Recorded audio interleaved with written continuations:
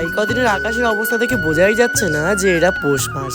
আজ সানডে আর আমি আর ভাই মিলে চলে আসলাম আর্ট ক্লাস করাতে। এসেই হোম টাস্কের খাতা কিছু কিছু দেখে নিচ্ছিলাম, আর কিছু স্টুডেন্ট এখনো আসা বাকি, তারা আসছিল এদিকে, আর কিছু স্টুডেন্ট এদিকে বসেছিল। ঠান্ডার দিনে আমরা বরাবরই ছাদের মধ্যে বসি, আর ঘরের মধ্যে তেমন একটা রোদ পড়ে না, কিন্তু ছাদে আসলে এত রোদ, তাই জন্য আবার ছাওয়া খুঁজি।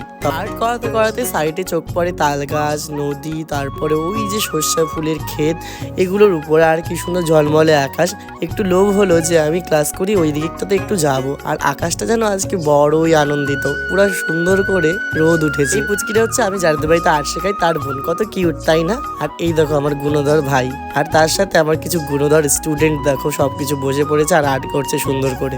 আর্ট করিয়েই নিচে নেমে আসলাম, আর পিছন দিকটাতে যেতে গিয়ে দেখো কত সুন্দর পুকুর, তার সাথে আবার তাল গাছ, আবার এদিকেও নারিকেল গাছ থেকে শুরু করে কত কিছু। গুটি গুটি পায়ে আমি চলে আসলাম সর্ষা বাগানের দিকে। একটু হাঁটতে হাঁটতেই চোখ পড়লো এই বাঁধাকপি ক্ষেতটার দিকে, কত সুন্দর বাঁধাকপিগুলো। আর স্টুডেন্টের মা বললো যে আজকে তোমরা কুমড়া শাক নিয়ে যাও। আমি বলেছিলাম আমার কুমড়া শাক খেতে ভীষণ ভালো লাগে, তাই স্টুডেন্টের বাড়ি থেকে রওনা হলাম নিজের বাড়ি। বাড়ি ফিরেই দেখি আমার তিনটা দুষ্টু চুপচাপ বসে রয়েছে একদম বাবুর মতন। আর কালকে আনা ফলগুলো দিয়ে আজকে ভোগ দিয়ে দিলাম। আর এনেছিলাম একটা জলের বোতল, সেখানে আমি তুলসী পাতা দিয়ে মুটকাটা লাগিয়ে তাদের পাশে। আগে একটা জলের বোতল ছিল বটে, কিন্তু তবে খুঁজে পাচ্ছিলাম না, তাই জন্য কালকে বাজারে গিয়ে আবার একটা নতুন এনেছিলাম। আর সাথে এনেছিলাম কত কিছু ফলমূল আর অনেক জামা কাপড়ও। সব তোমাদের আস্তে আস্তে দেখাবো কি কি বাজার করলাম গোপালদের জন্য, আর কি কি অর্ডার দিয়ে আসলাম, অনেক কিছুই। তবে ধূপকাঠি দেখাতে দেখাতে নিজে হাসছিলাম, আর গোপালকে দেখেও একটু হাসছিলাম।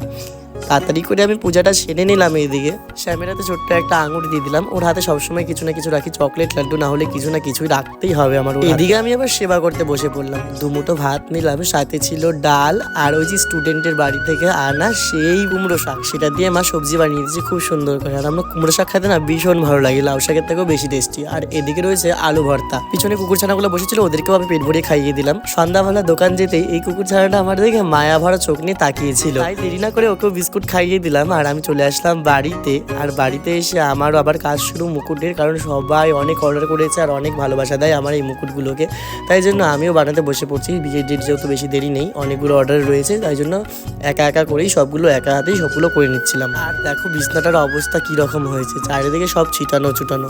যারা বিয়ের মুকুট নিতে চাও আমার সাথে কন্ট্যাক্ট করতে পারে। রাত্র তখন বাজে 2:40, বসেছিলাম তখন কেমন ছিল কত ঘুম, কিন্তু যখন শুয়ে পড়েছি তখনকার ঘুম ধরছে না, তাই জন্য ফেসবুকটা চালিয়ে বসলাম আর তোমাদের সুন্দর সুন্দর কমেন্টগুলো দেখছিলাম। রিপ্লাই হয়তো দিতে পারি না, 1000টা কমেন্টের বেশি রিপ্লাই একদিনে দেওয়া যায় না, কমেন্ট ব্লক হয়ে যায়, তবুও আমি সবাইকে রিপ্লাই দেওয়ার চেষ্টা করি। তোমরা সুন্দর সুন্দর কমেন্ট করে যেও। আজকের মতন বাই।